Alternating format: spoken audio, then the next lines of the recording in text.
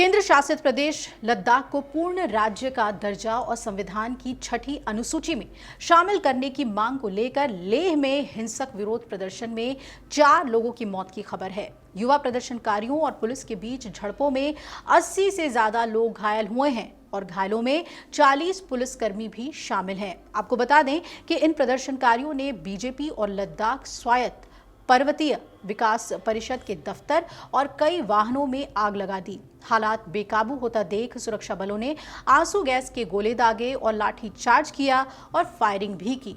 लेह में कर्फ्यू लगा दिया गया है और इंटरनेट सेवा रोक दी गई है। हिंसा के बाद 4 दिवसीय वार्षिक लद्दाख महोत्सव भी रद्द कर दिया गया। लोगों के जमा होने पर यहां पाबंदी लगा दी गई है। वहीं जलवायु कार्यकर्ता सोनम वांगचुक ने भूख हड़ताल तोड़ते हुए युवाओं से शांति बनाए रखने की अपील की। प्रदर्शनकारियों में बड़ी संख्या में छात्र शामिल हुए थे। वांगचुक मांगों को लेकर 15 दिन के भूख हड़ताल पर बैठे थे और लद्दाख एम्पेक्स बॉडी यानी कि LAB की युवा शाखा के 15 कार्यकर्ता भी 10 सितंबर को 35 दिन की भूख हड़ताल पर थे। 2 कार्यकर्ताओं की हालत बिगड़ने पर मंगलवार को अस्पतालों में इन्हें भर्ती कराया गया था, जिसके बाद LAB ने बुधवार को लेह बंद का ऐलान किया। वहीं बंद में बड़ी संख्या में युवा सड़कों पर उतर आए और मार्च निकाला। स्थिति तब बिगड़ी जब प्रदर्शनकारियों ने पुलिस और सुरक्षा बलों पर पथराव कर दिया। बीजेपी और हिल काउंसिल के मुख्यालय पर पथराव के साथ आगजनी भी की गई। पुलिस और CRPF के वाहनों को आग के हवाले कर दिया गया और ये जेनजी नहीं, युवाओं की क्रांति है, ये कहा गया। युवा 5 साल से बेरोजगार हैं। लद्दाख के लिए दुख का दिन है। हम शांति के रास्ते पर चल रहे थे। आज हम शांति के पैगाम को नाकाम होते हुए देख रहे हैं। हिंसा, गोलीबारी और आगजनी हो रही है। युवाओं से अपील करता हूं कि बेवकूफ़ी बंद करें, इससे हमारे मकसद को नुकसान पहुंचता है। हम अनशन तोड़ रहे हैं, प्रदर्शन रोक रहे हैं। ये तमाम बातें सोनम वांगचुक ने कही। वहीं लद्दाख के उपराज्यपाल कविंद्र गुप्ता ने कहा कि लोकतांत्रिक व्यवस्था में प्रदर्शन का अधिकार है, पर यह शांतिपूर्ण तरीके से होना चाहिए। बीते 2 दिन में लगातार लोगों को भड़काने की कोशिश की गई।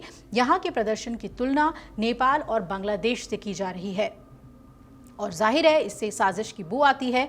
जब कानून व्यवस्था बनाए रखने के लिए सुरक्षा बल उतरे तो CRPF का वाहन जला दिया गया और इसमें महानिदेशक के वाहन पर भी पथराव हुआ। प्रदर्शन नहीं रोकते तो प्रदर्शनकारी पूरे शहर को तबाह कर देते। हिंसा में बाहरी लोगों के शामिल होने की जांच की जाएगी। केंद्र सरकार ने कहा कि हिंसा सोनम वांगचुक के बयानों के कारण भड़की है।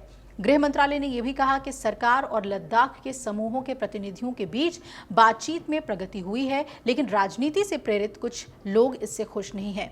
मंत्रालय ने यह भी कहा कि वांगचुक ने भूख हड़ताल के दौरान अरब स्प्रिंग शैली के विरोध प्रदर्शनों और नेपाल में जेनजी के प्रदर्शनों का भड़काऊ उल्लेख कर लोगों को गुमराह किया। भाजपा सांसद संबित पात्रा ने कहा कि लद्दाख में ये दिखाने की कोशिश की गई कि विरोध प्रदर्शनों का नेतृत्व जनरल जेड कर रहे हैं। अब जांच की गई तो पता चला कि इन विरोध प्रदर्शनों का नेतृत्व जनरल जेड नहीं बल्कि कांग्रेस कर रही थी। कांग्रेस पार्षद स्टैंजन सेपांग अपर लेह वार्ड के पार्षद हैं। वो मुख्य हिंसा भड़काने वाले हैं। उनकी और उनके कार्यकर्ताओं ने हिंसा भड़काने की कोशिश की। ऐसी तस्वीरें सामने आई हैं और उन्हें हाथ में हथियार लेकर बीजेपी कार्यालय की ओर मार्च करते हुए भी देखा जा सकता है। वो भीड़ को उकसा रहे हैं और भाजपा कार्यालय को निशाना बना रहे हैं। भाजपा सांसद ने कांग्रेस नेता और लोकसभा में विपक्ष के नेता राहुल गांधी को भी इस मामले में घसीट लिया। आपको बता दें कि लद्दाख मामलों पर गठित हाई पावर कमेटी यानी HPC की बैठक 6 अक्टूबर को प्रस्तावित है। इसमें गृह मंत्रालय और लद्दाख के प्रतिनिधियों, जिसमें LAB और कारगिल डेमोक्रेटिक अलायंस यानी KDA के सदस्य शामिल हैं, वो अपनी बात रखने के लिए नई दिल्ली पहुंचने वाले थे। सोनम वांगचुक इस बैठक को 6 अक्टूबर से पहले किए जाने के पक्ष में थे। कई दौर की बातचीत के बावजूद अभी तक 6ठी अनुसूची पर एक कदम भी आगे नहीं बढ़ा है। अब आइए आपको बताते हैं कि 6ठी अनुसूची है क्या। संविधान की 6ठी अनुसूची में फिलहाल 4 पूर्वोत्तर राज्य त्रिपुरा, मेघालय, मिजोरम और असम शामिल हैं।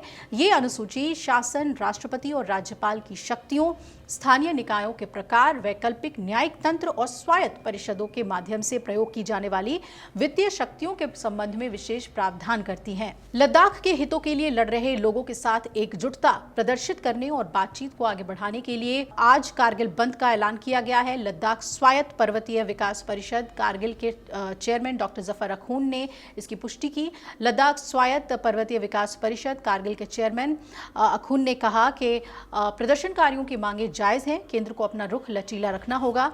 उन्होंने LAB के अन्य सदस्यों से भी बातचीत का रास्ता बंद न करने का आह्वान किया। कहा कि लद्दाख के हितों का रास्ता बातचीत से ही साफ होगा। रोजगार से जुड़ी युवाओं की मांग पूरी हो रही है, लेकिन छठी अनुसूची में शामिल किए जाने का मामला बड़ा है। इस पर सरकार को कुछ फैसला लेना चाहिए। उसी की देरी की वजह से आज युवा सड़कों पर उतरे। लेह एपेक्स बॉडी के को चेयरमैन चेरिंग दोर्जे ने हिंसा को दुर्भाग्यपूर्ण बताया और कहा कि ऐसा नहीं होना चाहिए था। अभी तक अनशन शांतिपूर्ण तरीके से चल रहा था, लेकिन युवा काबू से बाहर हो गए। ये भी सच है कि वो हालात से परेशान हो चुके हैं। मंगलवार को LAB के 2 सदस्यों की हालत बिगड़ने से वो बेहद चिंतित थे। सरकार को उन पर ध्यान देना चाहिए, ये बात लगातार कह रहे थे। अगर आप ये वीडियो YouTube पर देख रहे हैं तो हमारे चैनल को सब्सक्राइब कर बेल आइकन दबाएं और Facebook पर देख रहे हैं तो हमारे पेज को लाइक करें।